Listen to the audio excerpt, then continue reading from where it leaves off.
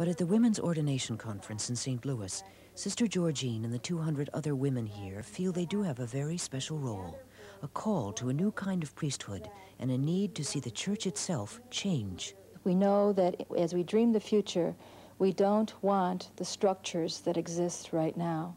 This conference is talking about a very different notion of priesthood than the notion of priesthood that many of us grew up with.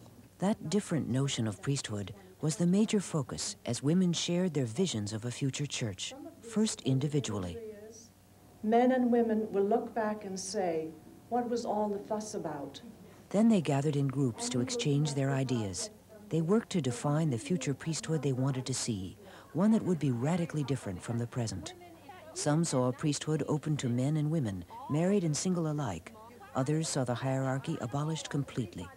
Of the 200 participants, only one group pressed for the immediate ordination of women. We want, beginning now, this very day, to start a movement, a group of women, getting them ready to be ordained, to do what those Anglican women did in their church. Goals varied from group to group, but there was unity at the ritual dinner where bread and wine were shared.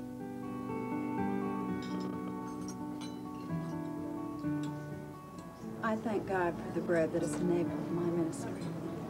It has been my source of nourishment. This bread broken is the brokenness of all of our hearts for the world and our church.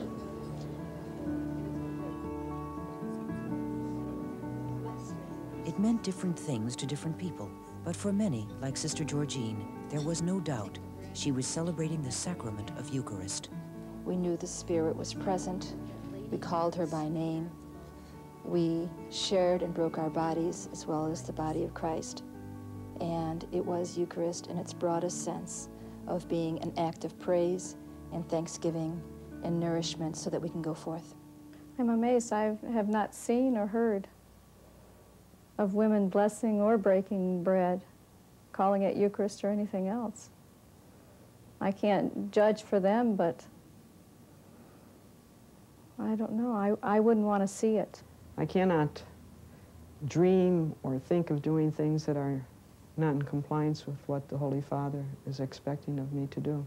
By my vow of obedience, I give up of my free will to follow the will of the Superior. These sisters are members of Daughters of St. Mary of Providence. Their building complex on Chicago's northwest side houses their convent and their school for special children. Before Vatican II, the way these sisters live, dress, and understand religious life was the norm, but not anymore. 20 years ago, the male hierarchy told sisters to rethink their mission in the modern world. They did. But the present hierarchy is not happy with many of those changes. Meeting recently in Rome to review the legacy of Vatican II, today's Pope and bishops rule a church facing challenges throughout the world. But the conflict with religious sisters is mostly in America.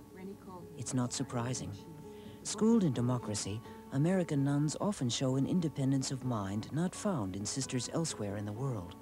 They are highly educated and used to a society that doesn't limit the role of women. But membership is still low, as American sisters are aging. Those who do join face an uncertain future as their leaders and the officials in Rome try to resolve their conflicts. But if the Vatican pushes too hard, it may lose more than it gains.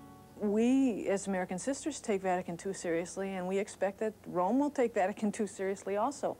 If they don't, and they try to return to an earlier time, we simply won't go with them.